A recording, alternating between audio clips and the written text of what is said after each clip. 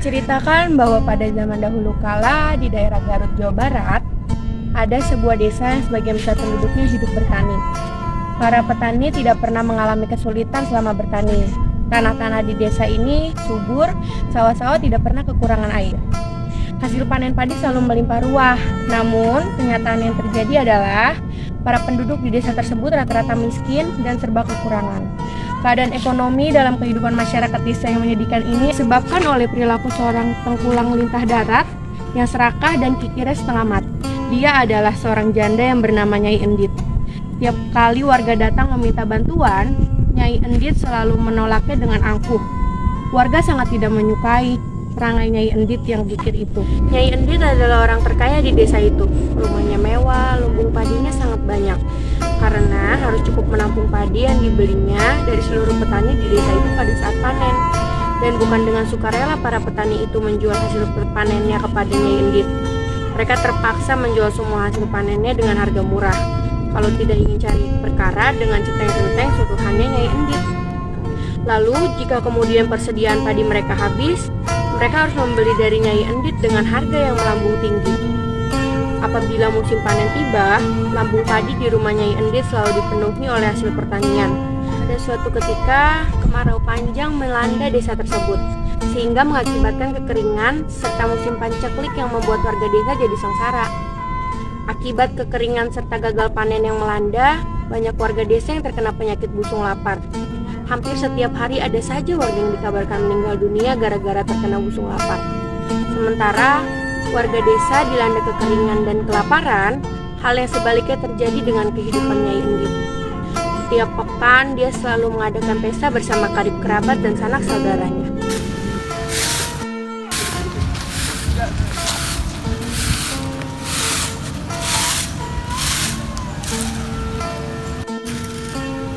Akang udah pulang. Kapan ya Kang nasib kita berubah? Capek deh hidup kayak gini terus. Kenapa sih Tuhan gak ngehukum si lintah darah itu? Kita mah harus sabar atuh. Tuhan akan menghukum orang kayak gitu. Udah sabar aja. Tuhan tuh gak pernah tidur. Jadi kita harus sabar ya. Sementara siang hari itu, Nyai Endit sedang berkeliling memeriksa lumbung padinya, serta para buruh dan centeng-centeng atau tukang pikulnya sedang bekerja. Pada salah satu centeng ia bertanya, "Cuaca cerah ya? Ini lagi musim panen. Garja, apa kamu sudah beli semua hasil padi panen warga-warga sini?" "Sudah, Nyai. Silakan periksa lumbungnya, Nyai. Bahkan kami masih menyimpan beberapa di luar karena gudang dan lumbung sudah tidak bisa menampung lagi, Nyai." Kerja bagus. Dengan begitu, aku akan tetap jadi orang terkaya di desa ini. Siang yang panas, matahari seakan membakar di atas kepala. Di jalan pinggiran desa, nampak seorang nenek-nenek berjalan terbungkuk-bungkuk. Dia melewati pemukiman penduduk dengan tatapan mata penuh iba.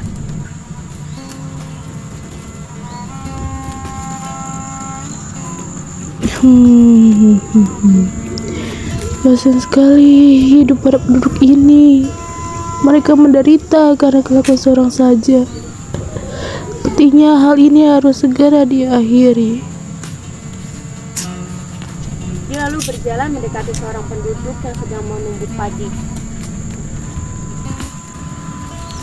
Punten, permisi Nyai, numpang tanya. Iya nih, ada apa ya? Di mana rumah orang kaya di desa ini? Oh, maksudnya nih rumahnya Endit. Iya. Sudah dekat kok nih dari sini. Nanti nenek tinggal lurus saja sampai ketemu perempatan jalan. Nenek belok kiri. Nah, nanti nenek melihat ada rumah yang besar dan di depannya itu ada pohon beringin. Nah, itulah nih rumahnya. Tapi memangnya kau boleh tahu nenek ada perlu apa ya dengan Endit? Saya cuma mau minta sedekah. Percuma saja nenek minta sedekah sama dia. Gak bakal dikasih, Nek. Kalau nenek lapar, nenek bisa makan di rumah saya. Tapi maaf nih, hanya seadanya. Tidak usah, Nyai. Nenek hanya ingin tahu sikap dia seperti apa jika ada pengemis yang ingin meminta sedekah. Oh iya, tolong kamu beritahu penduduk yang lain untuk segera mengungsi. Karena sebentar lagi akan ada banjir besar yang akan datang. Ah, nenek bercanda ya? Mana ada banjir di musim kemarau? Aku tidak bercanda. Aku adalah orang yang akan memberi pelajaran pada Nyi Endit. Karena itu segeralah mengungsilah.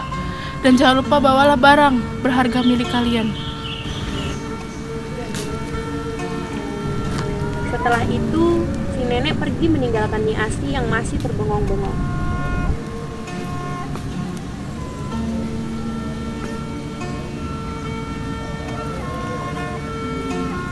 Sementara itu, Nyai Endit sedang menikmati hidangan yang berlimpah bersama para centengnya, guru dan sanak saudaranya.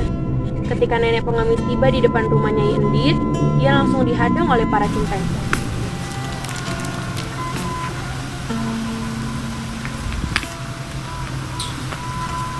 Hai pengemis tua, ayo cepat pergi dari sini. Jangan sampai teras rumah ini kotor karena kaki burukmu itu. Maaf, saya meminta sedekah. Sudah 3 hari saya tidak makan. Emang aku bapakmu? Kalau mau makan ya beli, jangan minta. Tapi si nenek terlihat tenang-tenang saja di tempatnya. Dia malah justru berteriak memanggil Nyai Endit. Centeng-centeng itu berusaha untuk menyeret si nenek yang terus berteriak-teriak, tapi tidak berhasil. Duh, siapa sih ini? Teriak-teriak depan rumah orang, ganggu orang mana aja. Ini lagi siapa kamu? Nenek tua, bisik tau nggak? Saya hanya ingin meminta sedikit makanan. Karena sudah 3 hari tidak makan. Gak makan 3 hari kok minta sama saya. Sini nggak ada yang nyediain makanan buat orang tua bau kayak kamu ini. Bau banget sih nenek-nenek. Pergi sana, buruan. Nanti keburu lalat datang ke rumah saya ini. Ganggu selera saya aja. Pergi sana. Hei Endit, selama ini Tuhan telah memberimu rezeki yang berlimpah, tapi kau tidak bersyukur. Kau pelit, kikir, dan tak mau menolong pada sesama. Sementara penduduk desa kelaparan, kau malah menghambur-hamburkan makanan. Aku datang ke sini sebagai jawaban atas doa para penduduk yang sengsara karena ulahmu. Kini bersiaplah menerima hukumanmu. Dasar nenek bau. Kamu ingin menghukumku? Kamu gak lihat nih, centeng-centengku banyak. Sekalipun kalau kamu akan mandi, ingat kamu pergi dari sini. Dah, sana. Tidak usah repot-repot mengusirku dari sini. Aku akan pergi dari sini jika kau bisa mencabut tongkatku dari tangan. Dasar nenek gila. Apa susahnya cabut tongkat seperti ini? Pakai tangan kosong aja aku bisa.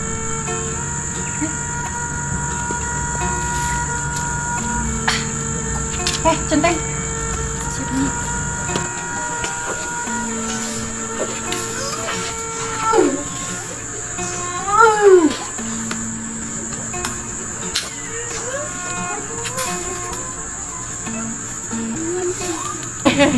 Kalian tidak berhasil.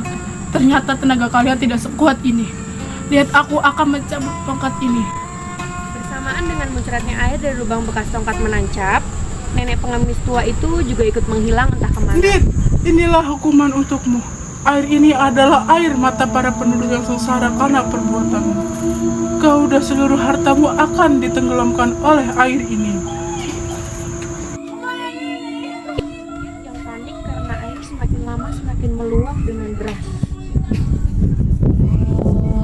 Dia berlari-lari ke sana kemari menyelamatkan hartanya. Akan tetapi air yang membanjir lebih cepat untuk kemudian menenggelamkan Nyai Endit beserta harta bendanya.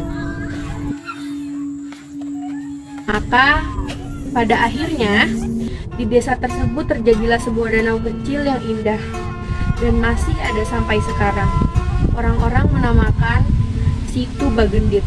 Situ artinya danau dan Bagendit berasal dari kata endit. Dipercaya bahwa kadang-kadang kita bisa melihat lintah sebesar kasur di dasar danau. Konon ceritanya, itulah penjelmaan Nyai Endit, si lintah darat yang tidak berhasil kabur dari jebakan air.